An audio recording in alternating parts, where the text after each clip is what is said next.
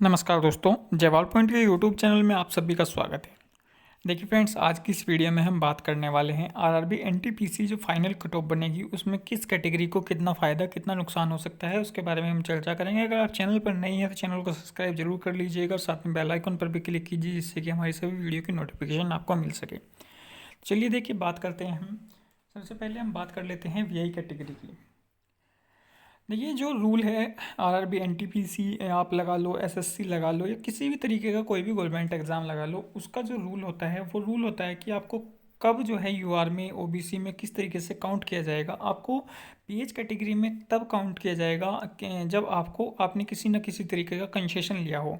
ठीक है, तो एनटीपीसी में वो सब उन्होंने जो आपके अधिकारी हैं उनका कहना है, जो चेयरमैन है, कि आपको पहले आपकी कैटेगरी देखी जाएगी, उसके बाद आपको आपकी सब कैटेगरी यानी कि पीएच कैटेगरी देखी जाएगी। लेकिन तब देखी जाएगी जब आपने कोई भी किसी तरीके का कंसेशन ना लिया हो। अगर आपने कोई भी कंसेशन ले लिया तो आपको आपकी सीटों पर ही फाइट करना पड़ेगा। तो वीआई कैटेगरी ने सबसे ज़्यादा कंसेशन का फ़ायदा उठा लिया है, जो कि एग्जम्पशन है। यानी कि इस कैटेगरी की जो कट ऑफ थी वो यहीं की यहीं पर रुक सकती थी, 1-2 नंबर बढ़ सकती थी, लेकिन इन्होंने क्या किया, एग्जम्पशन ले लिया, जिसकी वजह से अब इनको उन कैटेगरी के अंदर नहीं लिया जाएगा। इनकी जो ओरिजिनल कैटेगरी है, इनको इनकी सब कैटेगरी यानी कि पीएच कैटेगरी पर ही फाइट करना पड़ेगा।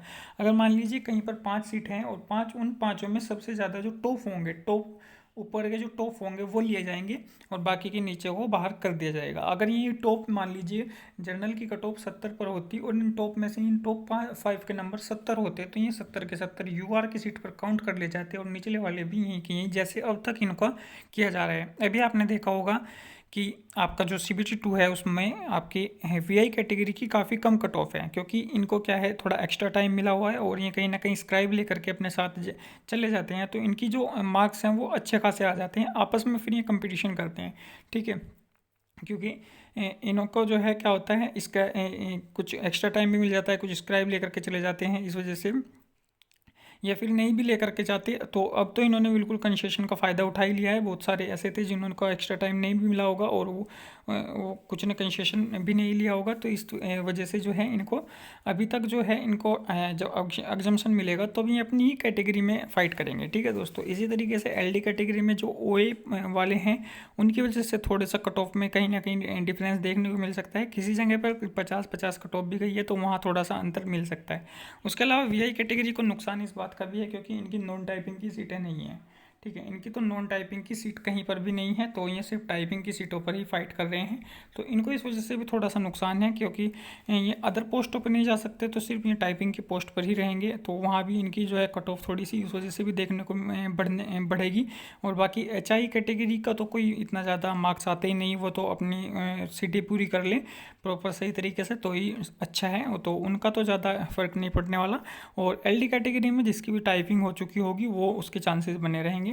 ठीक है, बाकी जिसने एग्जाम्पशन लिया है तो उसके मार्क्स भी ठीक ठाक ही होंगे, वो ओए कैटेगरी है, उसको एक्स्ट्रा टाइम भी मिला होगा, वो कहीं ना कहीं नॉन टाइपिंग की सीटों पर भी चला जाएगा। ठीक है, उसने एग्जाम्पशन लिया हुआ है तो उससे भी घबराने की बात नहीं है।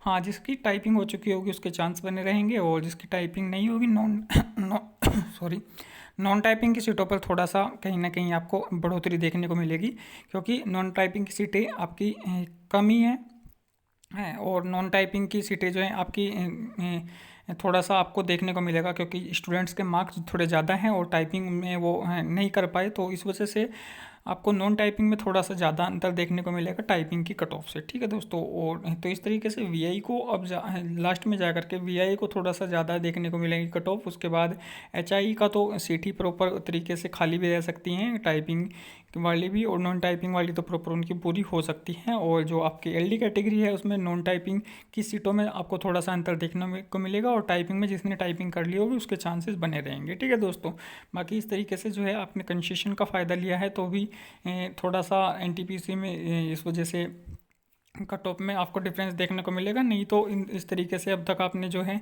CBT 1 में भी देखा होगा काफ़ी कम कट ऑफ कहीं गई है बाद में, और कहीं पर हाई भी गई है, वो सीटों के हिसाब से भी गई है, क्योंकि अगर ओबीसी के बराबर मार्क्स नहीं आते, जनरल के बराबर मार्क्स नहीं आते, तो फिर आपको आपकी कैटेगरी में ही देखा जाता है, और वहाँ कैटेगरी में ज़्यादा स्टूडेंट होने के कारण आपका मार्क्स ज़्यादा चले जाते हैं। ग्रुप डी में यही कारण है कि आपका जो कट ऑफ है वो ज़्यादा चली जाती है, क्योंकि आपको वहाँ पर कंसेशन मिल जाता है, यानी कि आपको जो फिजिकल है उसमें छूट मिल जाती है। ठीक है दोस्तों, चैनल पर बने रहिएगा, चैनल को लाइक शेयर सब्सक्राइब जरूर कर दीजिएगा। धन्यवाद।